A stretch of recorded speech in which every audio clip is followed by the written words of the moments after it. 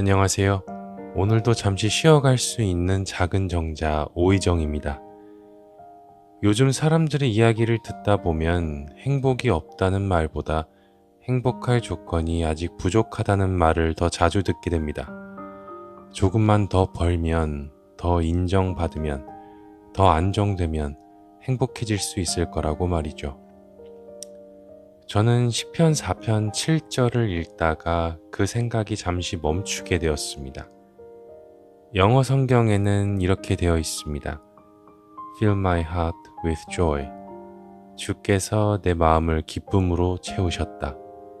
그런데 한국어 성경에는 주께서 내 마음에 두신 기쁨으로 나와 있습니다. 채우셨다, 두셨다.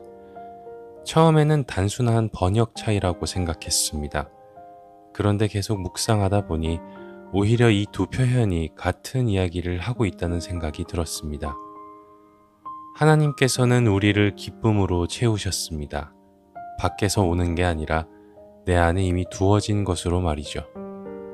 다이아몬드 원석을 한번 떠올려 보세요.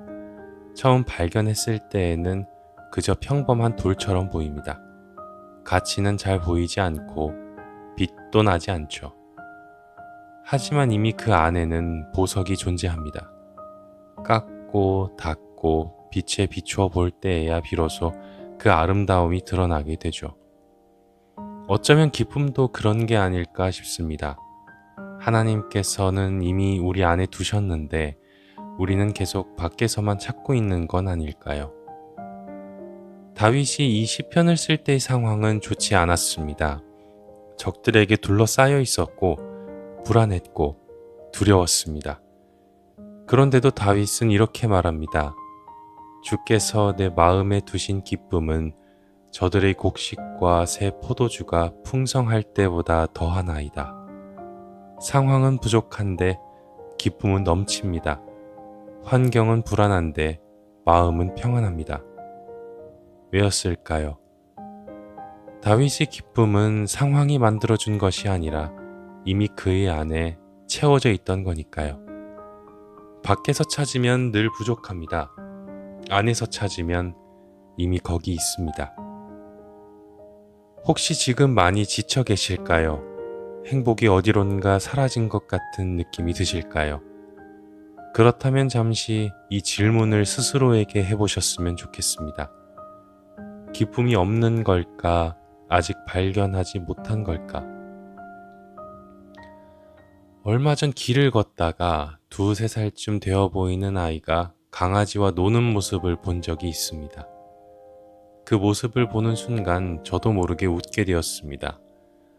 웃어야지 생각한 것도 아니고 그 전까지 기분이 좋았던 것도 아니었습니다. 그런데도 그냥 웃음이 나왔습니다. 그리고 신기하게도 하루 종일 머릿속을 채우고 있던 걱정과 상념들이 갑자기 사라졌습니다. 민들레씨가 바람에 흩어지듯 말이죠. 왜 그랬을까 생각해 봤습니다. 아이는 기쁘면 웃습니다. 강아지는 좋으면 온몸으로 표현하죠. 눈치도 없고 계산도 없고 꾸밈도 없습니다. 어쩌면 그 순수한 모습을 보는 순간 내 안에 잠들어 있던 무언가가 깨어난 건 아닐까요? 하나님께서 이미 두어 놓으신 기쁨이 잠시 얼굴을 내민 건 아닐까요? 그러나 현실은 쉽지 않습니다. 순수하게 살아보겠다고 다짐해도 세상에 나가면 금세 흔들리죠.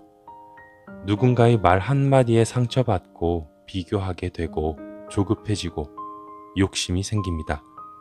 그리고 어느 순간 마음속에 있던 평안은 사라진 것처럼 느껴집니다. 하지만 저는 이렇게 생각합니다. 순수해지려고 애쓰는 게 아니라 그 웃음이 터져나왔던 순간을 그냥 기억하는 겁니다.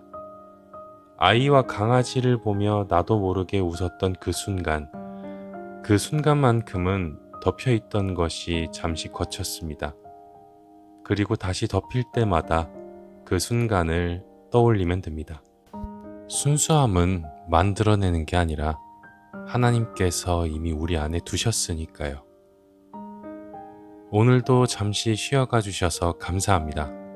시편 4편 7절 말씀을 함께 읽으며 마무리하겠습니다. 주께서 내 마음에 두신 기쁨은 저들의 곡식과 새 포도주가 풍성할 때보다 더하나이다. 삶이 조금 버거운 날, 이곳이 다시 찾아올 수 있는 작은 정자가 되기를 바랍니다. 오희정이었습니다. 감사합니다.